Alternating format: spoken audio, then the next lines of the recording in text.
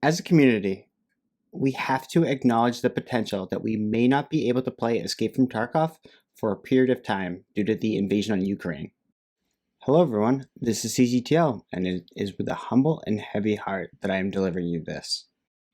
I want to make it clear to you all, what is going on in Ukraine right now is a tragedy, and that in no way do I want to downplay or make light of the situation. I personally have not been able to focus on any videos for the past couple days, or even play as much as I normally do. With that out of the way, I don't want to give any false information. I only want to give you things I know are factual and potential issues that our community may face. As most of you already know, Battlestate Games is owned and operated in St. Petersburg, Russia.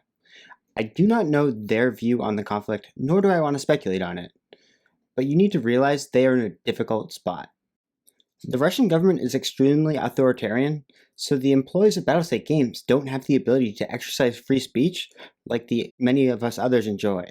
So if they are pro-war, they would face a lot of backlash from their player base, and if they express discontent whatsoever, they risk harsh punishment from the government, just like the other people that you may have seen videos of getting dragged away by police just for protesting. So, you might have noticed a lack of tweets from Battlestate Games since the attack on Ukraine started February 23rd or 24th, depending on your time zone. They're normally very active on Twitter. Initially, I thought this was because they didn't want to offend either party, but increasingly I think it's because of Russia's attempt to block communication outside. The reason I think this is because I've done some extensive testing myself to see what gets blocked. And Twitter, Facebook, and Google aren't even accessible. Meanwhile, propaganda sites and internally run businesses continue to operate, so I don't think it's the VPN that I'm using. Furthermore, I've not seen a single post from Nikita on Twitter since February 21st, when he used to post multiple times per day. So now we're at a point where even if BSG could communicate with us, they shouldn't. And that's totally understandable. It shouldn't be a big deal for the game for now, and let's hope that they're all okay.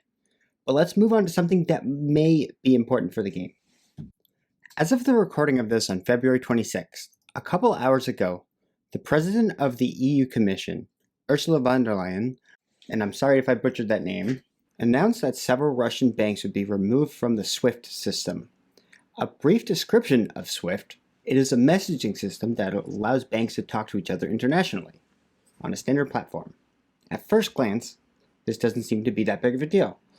But these messages involve ones that move money between banks. So this could really have an impact on Tarkov, depending on how their business, servers, and funding are set up.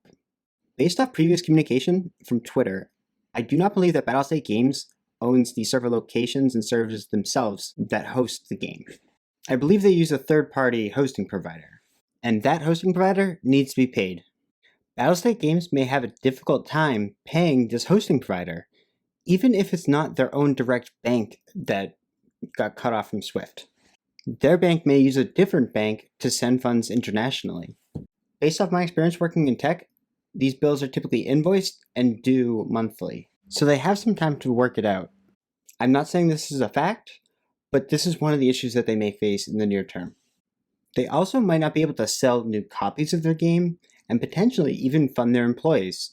These are just some potential scenarios, but I wanted to communicate how important SWIFT is for people who do business with Russia, and that includes us, Escape from Tarkov players, either directly or indirectly. So that is where we are right now. There's no end date for these sanctions, but they definitely have the potential to impact us as a community. I hope that BSG has taken steps to mitigate this, but I find it hard to believe that this will not impact them near term.